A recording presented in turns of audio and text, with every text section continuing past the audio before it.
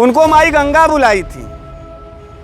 क्या हमारी माँ गंगा इतनी क्रूर थी कि नरेंद्र मोदी को बुला दी? 15 साल से टपाटप हम लोग भाजपा को वोट दिए और नरेंद्र मोदी को सांसद बनाए, यही पाप किए। लोग कहते हैं कि खलीता का बूता अपन रहला तब फिर सब मेला घूमे में मजा आवा। आपकी जेबों को काटा जा रहा है और ये जो काटने वाले लोग हैं ये हमारे आपके बीच में लंबी लंबी गाड़ी, महंगी महंगी गाड़ियों से और बड़े बड़े मंत्री और पद बन करके आते हैं। ये सब जेब कतर रहे, हमारा तुम्हारा जेब काट रहे हैं भैया। और 18 दिन से यहाँ किसान बैठा हुआ है, आप इनको माई बाप कहते हैं वोट के समय में, आप इनको देवतुल्य कहते हैं वोट लेने के समय में। 18 दिन से आपका देवतुल्य जनता यहाँ मर रहा है अपनी जमीन बचाने के लिए। एक को प्लेयर का उंगली टूटा था आज के 3 साल पहले, उसको ट्वीट किए थे। और इस देश का अन्नदाता जिसको हम भगवान कहते हैं और वो 18 दिन से यहाँ बैठ रहा है भूखे प्यासे। उसके बच्चे कहाँ हैं, उसके परिवार कैसे जिएंगे खाएंगे, वो अगला जीवन अपना भविष्य कैसे देख रहा है, क्यों तड़प रहा है, क्यों परेशान है, इसकी सुध बुध लेने वाला कोई नहीं। सबका साथ है, सबका विकास है, सबका विश्वास है। तो इनका विश्वास ये योगी राज में, उत्तर प्रदेश के भाजपा सरकार में इन किसानों का विश्वास क्यों नहीं है? ये क्यों धरने पे बैठे हैं? तो इस जमीन पर कौन आएगा? हमारे नरेंद्र मोदी जी के रिश्तेदार गुजराती भाई। बड़ा बड़ा स्टेडियम, बड़ा बड़ा होटल, बड़ा बड़ा रोड, विकास के नाम पर आप हमारी जमीनें छीन लें, हमारे परिवार के छोटे बच्चों का भविष्य छीन लें, हमारे परिवार का जीविकोपार्जन छीन लें, तो ये बर्दाश्त नहीं किया जाएगा। देश का भगवान जब किसान है तो भगवान को तो सबसे ज्यादा देना चाहिए।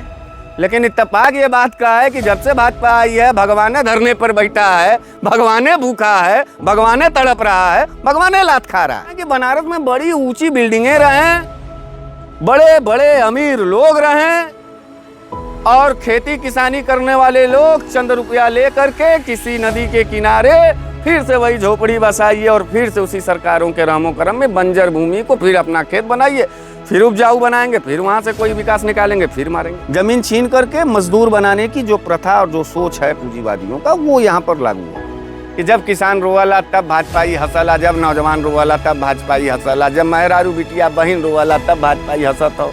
और आज किसान भी यहाँ बैठ के रोवत तो कुल भाजपाई हंसता हुआ, कोनो भाजपाई अइलेन तो नहीं अइलेन तो बात सही है ना। हम भागेंगे कब तक, ये निर्णय हमको और आपको करना है। हमारे आंदोलन के साथी राजकुमार गुप्ता जी इस धरने की नेतृत्व कर रहे हम लोगों के नेता आदरणीय श्री योगीराज सिंह पटेल जी इस धरने में आज शामिल होने के लिए आए।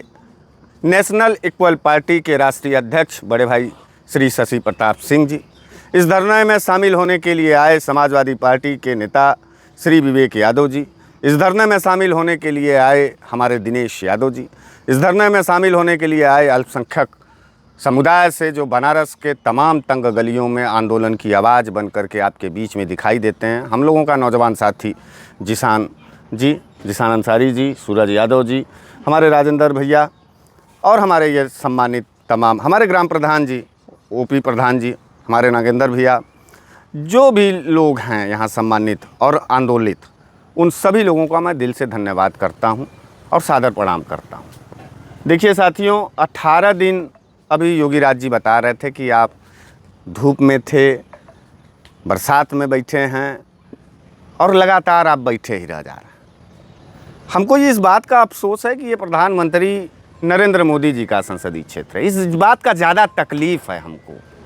ये किसी और अन्य सांसद का घर, सांसद का अगर संसदीय क्षेत्र होता तो इस बात को ये कह दिया जाता कि भाई वो सांसद हैं, अब भाई वो देश में किसी पावर में नहीं है, उनकी बात कहीं सरकार सुन नहीं रही है, तो इस बात का संतुष्टि रहता। एक बार दिल पर हम लोग पत्थर रख लेते और फिर आंदोलन करते तो एक बात समझ में आता। लेकिन देश का मुखिया ही सांसद है। यहाँ आए थे सांसद जी नरेंद्र मोदी जी जब, तो उनको हम किसान, मजदूर, नौजवान कोई नहीं बुलाया था बनारस, उनको माई गंगा बुलाई थी। क्या हमारी माँ गंगा इतनी क्रूर थी कि नरेंद्र मोदी को बुला दी? हम जब से नरेंद्र मोदी जी यहाँ के सांसद हैं, हमको लगता है कि योगीराज जी के नेतृत्व में हम कम से कम 15 बार यहाँ किसान आंदोलन में आए हैं। और राजा तालाब हम जब जब आते हैं तो किसान आंदोलन में आते हैं। ये हमारा दुर्भाग्य कह लीजिए या आप अपना दुर्भाग्य कह लीजिए। भाषण हमारे अन्य साथी देंगे, वो आपको तर्क देंगे, वो आपको गाइडलाइन बताएंगे, लेकिन हम और आपके बीच में जो बात होगी वो संवाद होगी। हम भाषण नहीं दे पाते।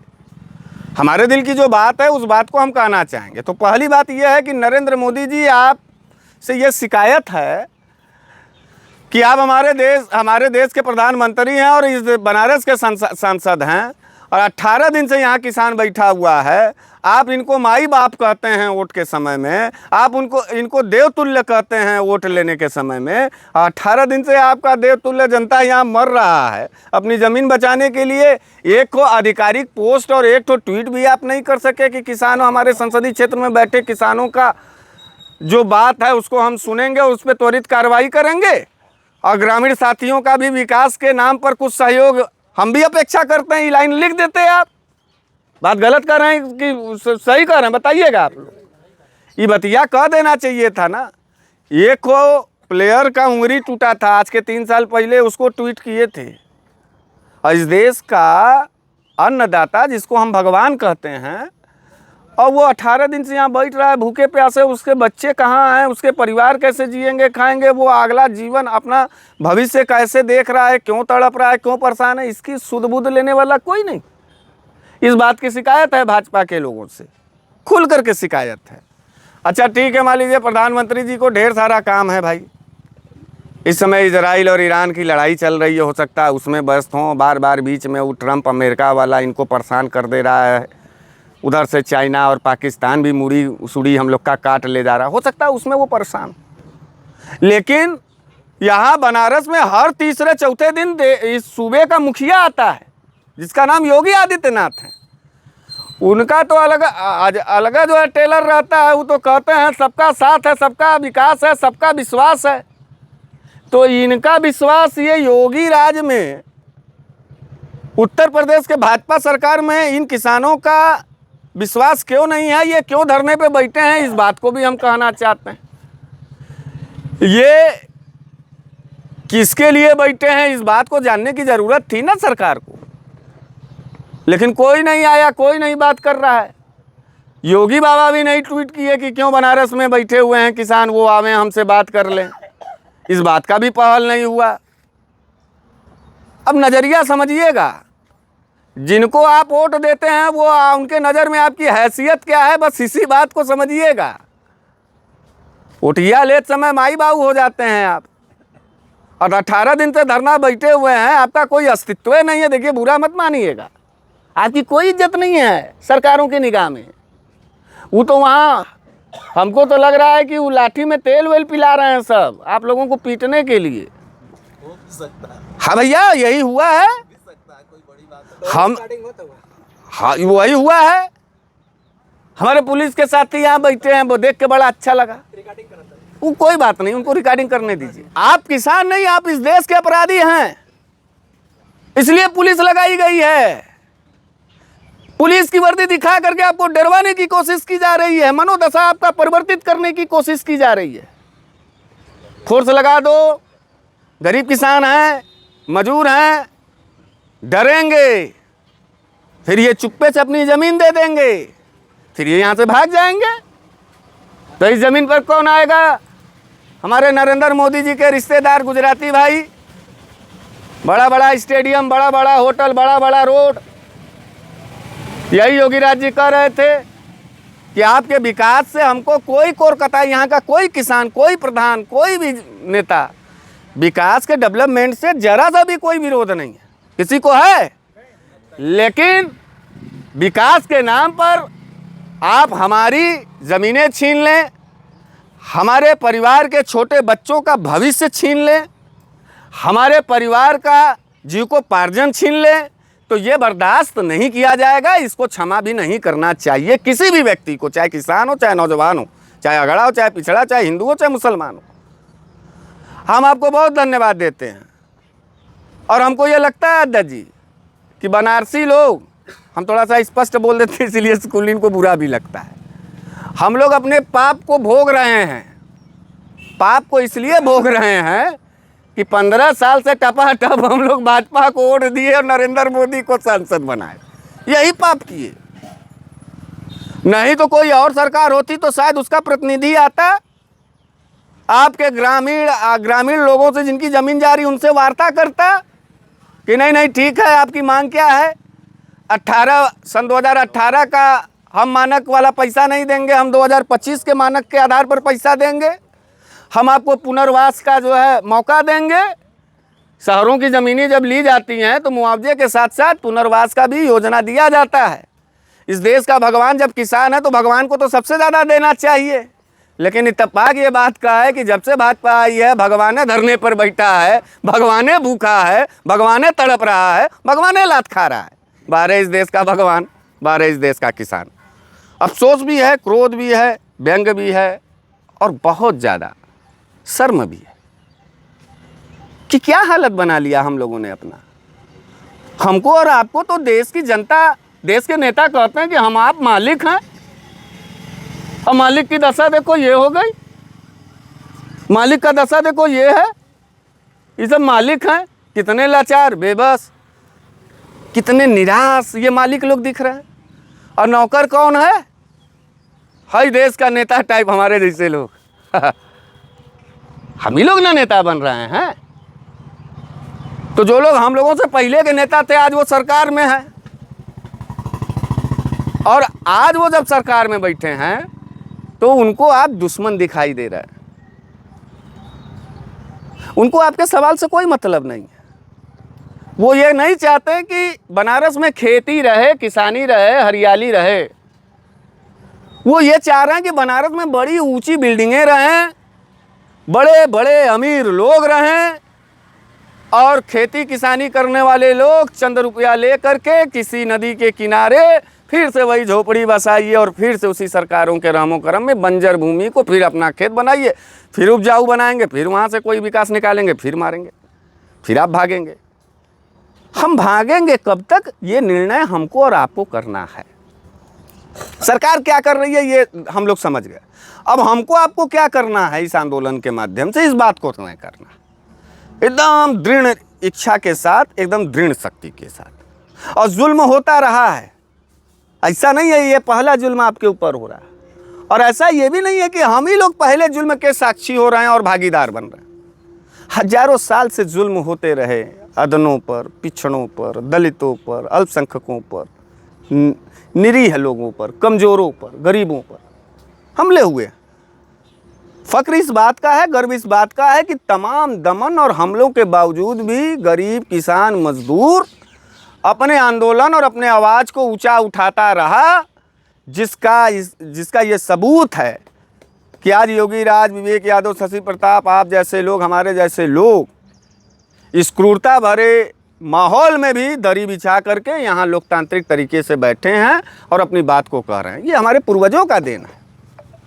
उन्होंने हमको ये सिखाया, ये विरासत दिया कि जब जब जुल्म हो तब तब आपको मुखर आवाज़ उठाना है। इसलिए गंजारी के साथी, हरसोस के साथी, ज़मीन जा रही है। ज़मीन अगर चली गई तो ज़मीर चली गई, और जब ज़मीर चली जाएगी तो फिर आप किसी काम के नहीं रह जाएंगे। लोग कहते हैं कि खलीता का बूता अपन रहला तब फिर सब मेला घूमे में मजा वाला। आपके जेबों को काटा जा रहा है, और ये जो काटने वाले लोग हैं ये हमारे आपके बीच में लंबी लंबी गाड़ी, महंगी महंगी गाड़ियों से और बड़े बड़े मंत्री और पद बन करके आते हैं। ये सब जेब कतरे, हमारा तुम्हारा जेब काट रहे हैं भैया। ये जब कतरे लोग हैं और इनसे सवाल पूछना होगा। बताइए, हमको तो ये कहा गया, हमको तो ये बताया गया कि इस लोकतंत्र में वोटर, जनता सबसे बड़ा मालिक, सबसे बड़ा निर्णायक कर्ता होता है। यहाँ का डीएम नहीं आया आप लोगों से बात करने के लिए। कितना काम है। मान लो प्राइम मिनिस्टर को पूरा देश संभालना है, विदेश संभालना। मान लो सीएम साहब हैं, उनको पूरा प्रदेश 80 जिला संभालना है। उनके मंत्री हिंदू मुसलमान में बेचारे लगे हुए हैं, जातियों को लड़ाने में, धर्म को लड़ाने में। इस बात से मानते हैं बड़े व्यस्त हैं। इस शहर का डीएम कितना व्यस्त है। इस डीएम की जिम्मेदारी, बनारस के डीएम की जिम्मेदारी होती है कि नहीं होती है कि कुछ लोग अगर किसी भी बनारस जनपद के किसी भी गांव में बैठे हैं तो क्यों बैठे हैं उनसे बात करने के लिए डीएम साहब को आना चाहिए था कि नहीं आना चाहिए था? नहीं आए तो नेताओं के नज़र में आपकी इज्जत नहीं और अधिकारियों के भी नज़र में भी आपकी इज्जत नहीं।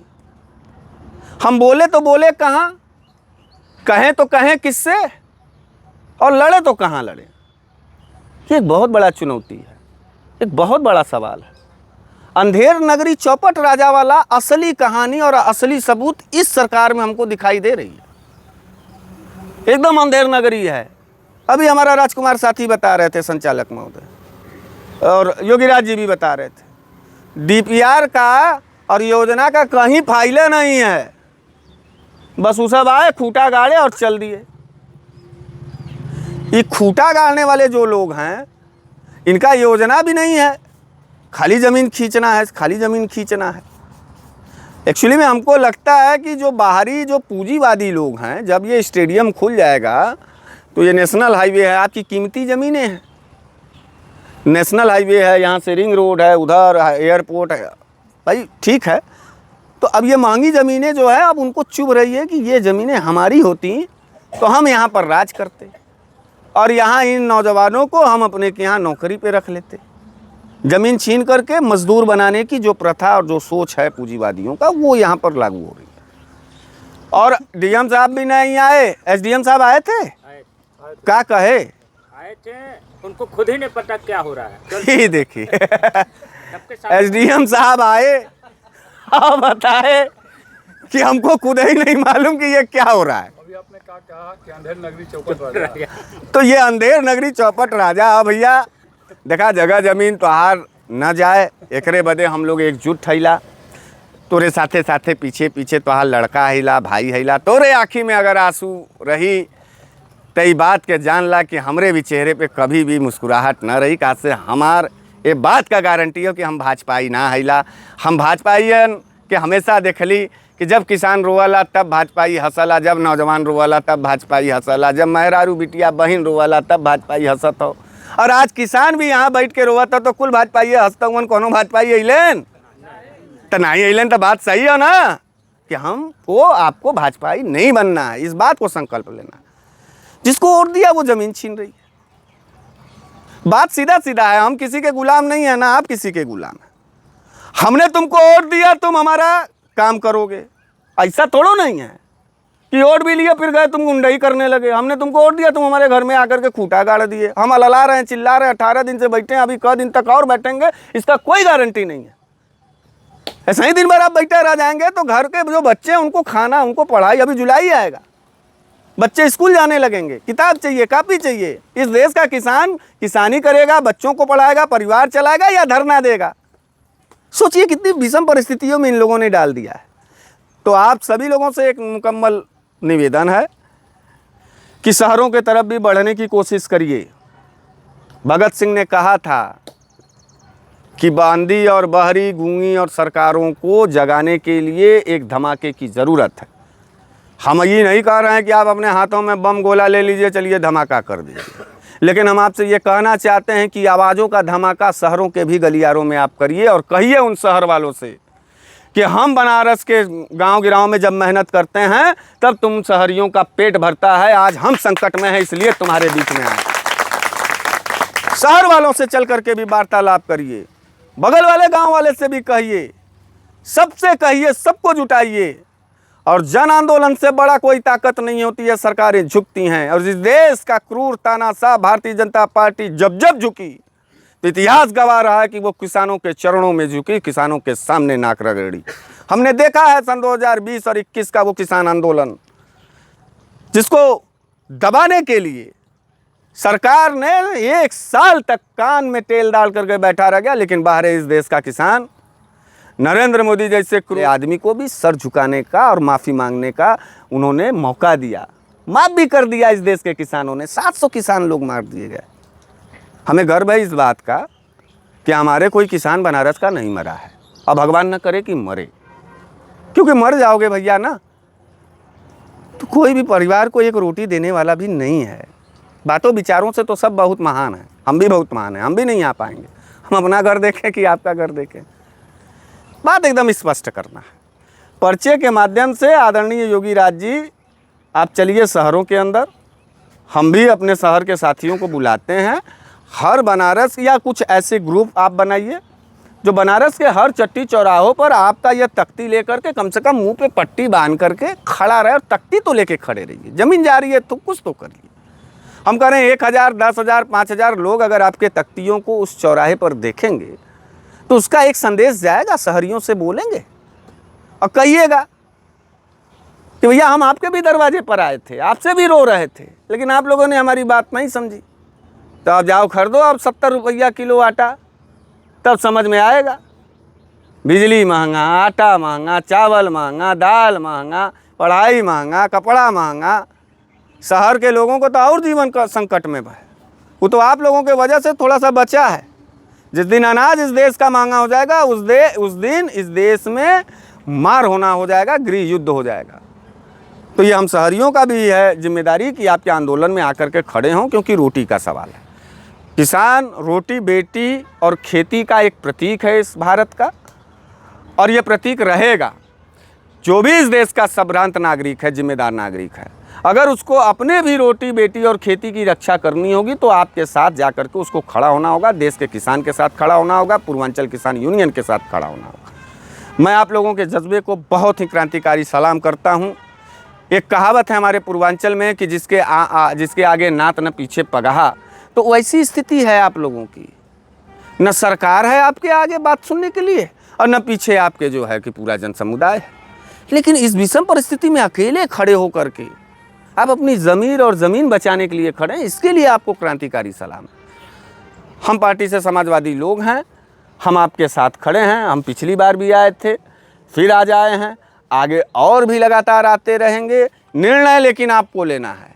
आप कहेंगे कि साथी उठाओ झंडा, उठाओ डंडा, उठाओ पर्ची, चलो मेरे साथ, तो मैं भी आपके साथ चलूँगा। लेकिन चलना पहले आपको है, क्योंकि लोग यही कहेंगे बाद में। अगर हम लोग बहुत ज़्यादा आपका साथ देंगे तो लोग कहेंगे कि ये किसान जो लोग हैं ये सपाइयों, कांग्रेसियों और बसपाइयों और नेशनल इक्वल पार्टी से पैसा लेके बैठे हैं। यही ना कहा था किसानों को, यही ना आरोप लगा है। हम नहीं कर रहे हैं, देश की मीडिया बोली थी। आपको दलाल बना देगी, आपको पैसा ले करके आंदोलन करने वाली बता देगी। नरेंद्र मोदी जी बोले थे देश में कि इस देश में आंदोलनजीवी लोग हैं, आपको आंदोलनजीवी बता देंगे। हम नहीं बोल रहे हैं। और सरकारों से सवाल होना चाहिए, सरकारों से बोलना चाहिए कि ये तकलीफ है हमको, हमारी ज़मीन चली जाएगी, हमारा जीवन अंधकारमय हो जाएगा, इसलिए मेरी ज़मीन मत लो। ये रिक्वेस्ट करने के लिए, ये गुहार लगाने के लिए ना बैठे हैं। ऐसा तो है नहीं कि तोप, तंदूक और बंदूक और लेके आए हैं, बैठे हैं, युद्ध शुरू करेंगे। आप बैठे हैं और आपकी गुहार भी सुनने वाला कोई नहीं है, इस बात का तकलीफ है। स्थितियां बहुत गंभीर हैं हमारे और आपके सामने। निर्णय लेकर के आंदोलन को आगे बढ़ाइए। ये सुन करके बहुत अच्छा लगा कि रथ यात्रा मेले में आप भीख मांगेंगे। आप आंदोलन नहीं करेंगे भीख मांगने का, आप इस देश के असली सच्चाई को उजागर करेंगे उस दिन राजा तालाब में, कि जब किसान हाथ में कटोरा लेकर के भीख मांगेगा, जो इस देश के तमाम पूरे देशवासियों का पेट भरने का ताकत रखता था, आज वो भिखमंगे की स्थिति में।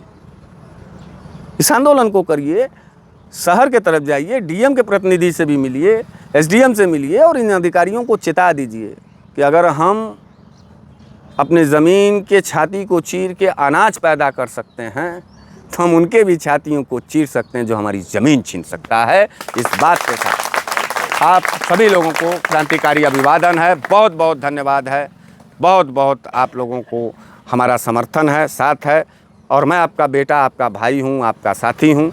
जहाँ वक्त मिलेगा पूर्वांचल किसान यूनियन के साथ खड़ा होने के लिए ताउम्र ताजीवन हम आपके साथ खड़े रहेंगे। इनकलाब जिंदाबाद, जय जवान जय किसान।